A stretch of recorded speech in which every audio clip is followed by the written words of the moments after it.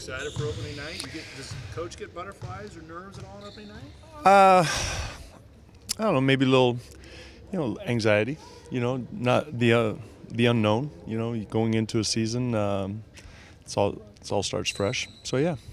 Is there a little more of that this season just because you have so many new players? Or? No, I think just starting the season, it's just getting ready to go. Do you feel like you guys are starting from a different point because of all the new players you have, or do you feel like in preseason you've built to the point you need to be? I think I'm pleased with where we are, given all the new players. But we're not where we were last year at this time because of all the continuity we had over the last 2 or 3 years. But given our roster, I'm pleased with where we are. What have you liked most up to this point, the way things have gone? What have you liked most in camp and preseason or whatever? I think we've had a good camp. The preseason games, I was pleased with the last 2 games against Utah and Denver. I thought we played well in both those games. We've had good practices. It's been disappointing that Powell wasn't able to practice with us, but other than that, it was just a good camp. We got done what we needed to get done. I think the progress that we made at both ends of the floor has been kind of what we were looking for.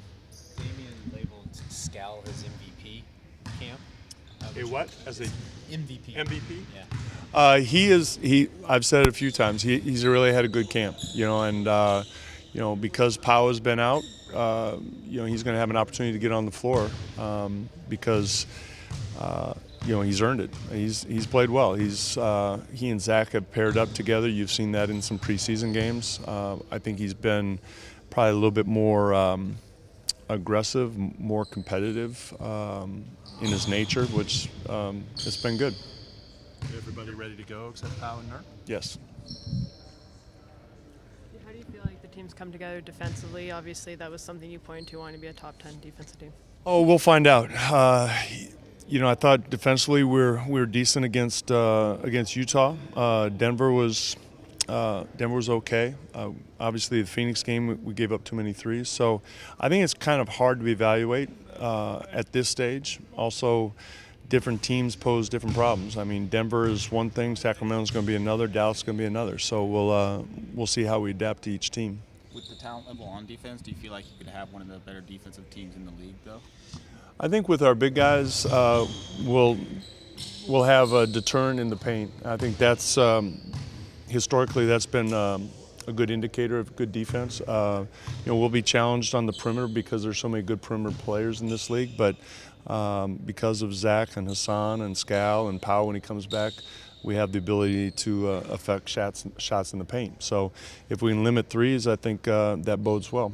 As far as preparation goes, does it give you a slight advantage that you're preparing for almost an identical Denver team and they're having to prepare for a very new-looking Portland team as far as familiarity goes?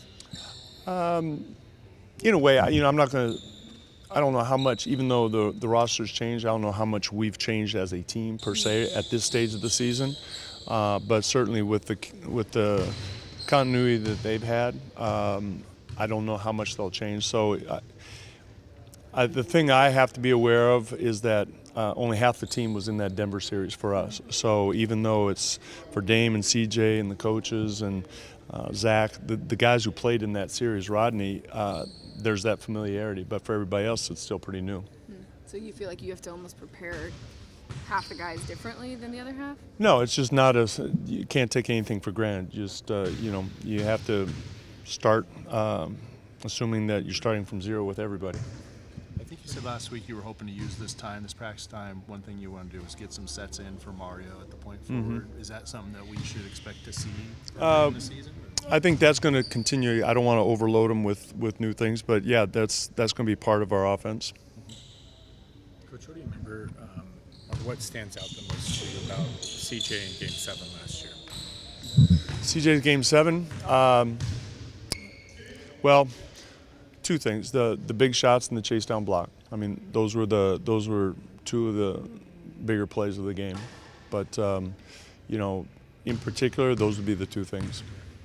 The last time out when you set up the play, the clear out for him, kind of maybe describe your thought process in that huddle. There wasn't much thought process. It was he had it going, and he's going to get the ball. it was. But he said maybe you were considering a ball screen, and he said no. Yeah. That's the risk you run.